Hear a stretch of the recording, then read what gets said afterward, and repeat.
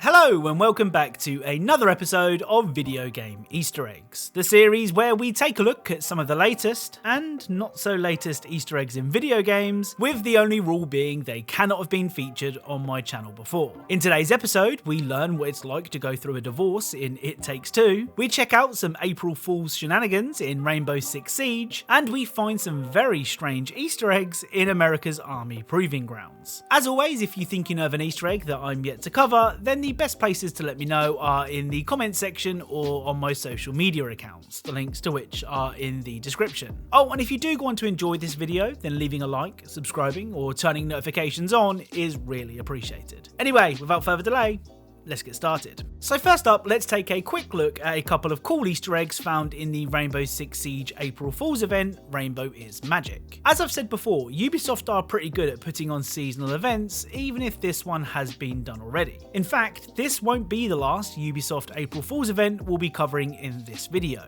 Anyway, the Rainbow is Magic event transforms the super serious squad-based tactical shooter into a not so serious squad-based tactical shooter. Everything from the map to the operatives themselves have been given a bright and cuddly makeover, with the hostage actually looking pretty sinister.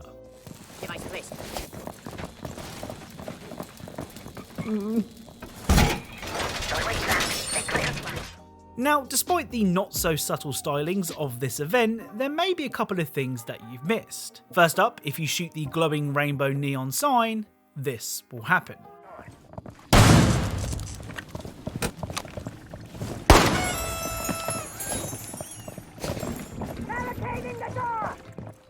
So this is basically Ubisoft giving themselves a big old pat on the back for having 70 million people play Rainbow Six Siege, which admittedly is pretty impressive. The other cool secret found on the plane is this.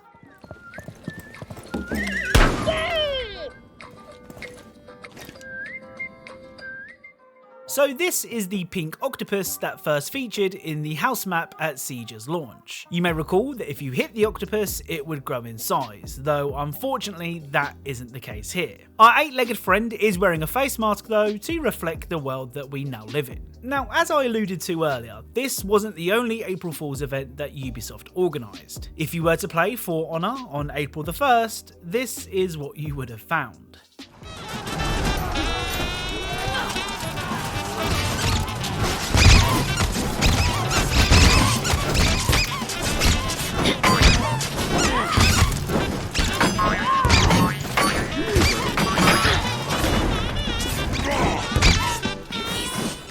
So battles now consist of squeaky toy swords, plastic army men-like enemies, and a Benny Hill backing track. I mean, I personally wouldn't mind if this was a permanent mode. Next up is a game that is developed and published by the US Army, so it should be of no surprise that its loading screens consist of things like this.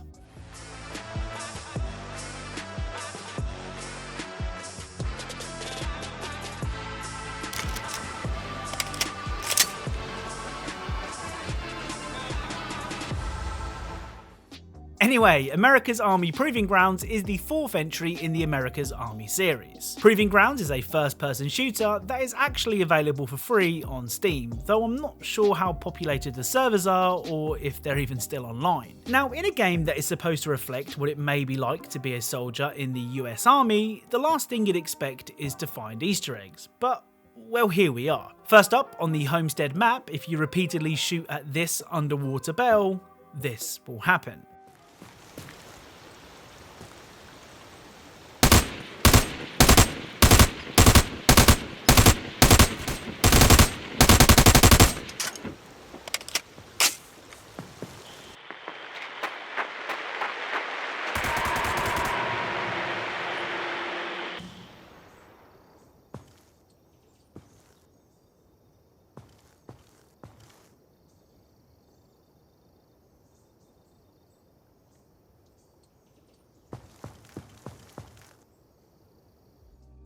So I'm not entirely sure what I've stumbled across here. My first thought was that this may be a Godzilla or King Kong reference, but I'm not sure. Let me know what you think in the comments. The next Proving Grounds Easter egg is a little smaller in scale.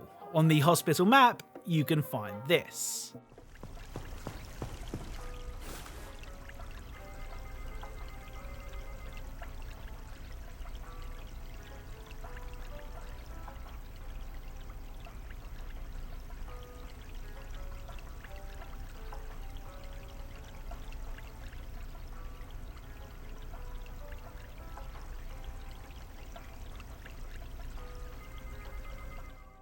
So this statue changes its pose whenever you look away, giving me some serious Weeping Angels vibes. Imagine how scary this would be if you looked away, then looked back, and the statue was staring you straight in the face. Next up is the Eggcellent It Takes Two. It Takes Two sees you playing either as Cody or May, a couple who are getting a divorce. Their daughter doesn't want to see them split and inadvertently turns them into handmade dolls. From then on, It Takes Two will consistently surprise you with its often changing gameplay. 1 minute you'll be rewinding time, and the next you'll be using super strong magnets to propel yourself around the world. It is worth mentioning that It Takes Two is a co-op only game, so you'll need to find someone to play it with. I actually played through the whole game with my 7-year-old son. If you don't have a 7-year-old son to play with, first of all, enjoy the peace and quiet, and secondly, you can invite a friend to play with you using the Friend Pass, which will allow them to join you without paying a penny. Anyway, the first Easter egg from It Takes Two actually references the last game developed by Hazelight Studios. On the Moon Baboon level, you can find this. Hey, May! Check these out! What are these? I've never seen them before. I gave them to Rose. They're from my favorite video game. Hey, Vincent, you think you're gonna get away with what you did to me? Come on, Leo. You're still pissed about that? Just drop it already. Are you crazy? I'll never drop it. You just wait and see. Oh, yeah. What are you gonna do? I'm gonna kick your ass. You ain't doing shit. You're a doll, Leo. God damn it! Ugh. And as smart as always, I see. So this is Vinny and Leo from A Way Out, another co-op only game developed by Hazelight. The next Easter egg from It Takes Two references a famous speech made by studio founder Joseph Ferris at the 2017 Game Awards. Once again, during the Moon Baboon level, you can hear this. Okay, can you swear here? Okay. The Oscars, you know? The Oscars! I'll tell you! I'm like, this is bull. Look, here's the thing. The gaming industry... So as mentioned, this is a reference to this famous moment from the 2017 Game Awards. Okay, can you swear here? Can you swear? Okay. The Oscars, you know? The Oscars! Up next is one of the most common references found in video games. I mean, it's not quite at the level of the red balloon from It or the countless Titanic references found in games, but it's getting close. During the Dungeon Dwellers level, which itself is a homage to the Diablo series, when you finally manage to outrun the creepy doll, this will happen.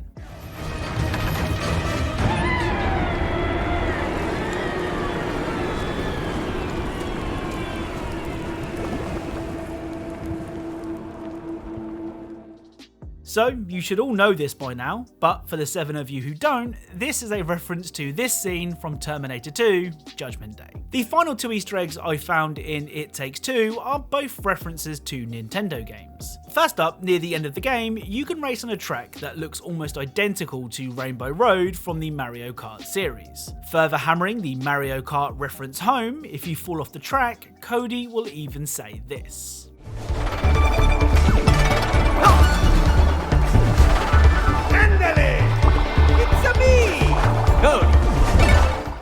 And finally, when exploring the snow-covered village, if you ride the boat, you can find this house.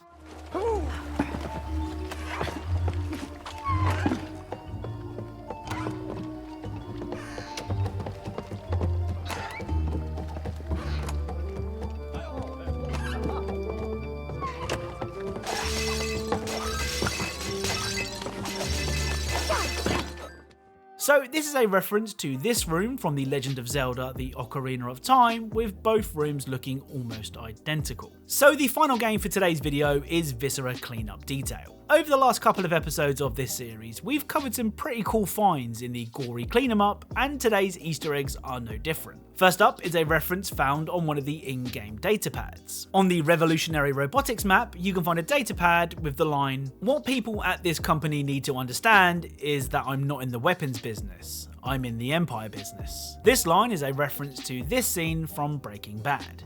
Jesse, you asked me if I was in the meth business or the money business. Neither. I'm in the Empire business. So the final Easter egg for today's video can be found on the hydroponic hell map.